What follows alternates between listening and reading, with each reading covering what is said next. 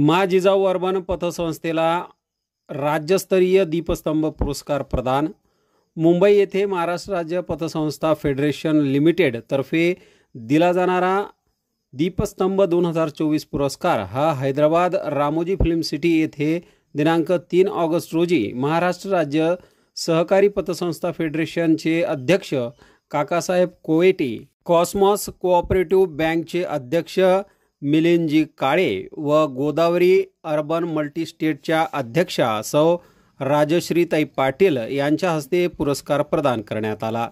सदर पुरस्कार संस्थेच्या वतीने मा जिजाऊ अर्बन पतसंस्थेचे उपाध्यक्ष श्री शिवाजी तायडे, सचिव श्री रामेश्वर साखरे व व्यवस्थापक श्री मनोज तायडे यांनी स्वीकारला। संस्थेचे सर्व भागधारक, खातेदार, ठेवीदार यांचे अनमोल सहकार्य व संस्थेचे सर्व संचालक तथा कर्मचारी वृंद, अल्पबचत ठेवी प्रतिनिधी यांचे परिश्रमाने सलग दुसऱ्यांदा मा जिजाऊ अर्बनच्या शिरपेचात मानाचा तुरा रोवला गेला आहे।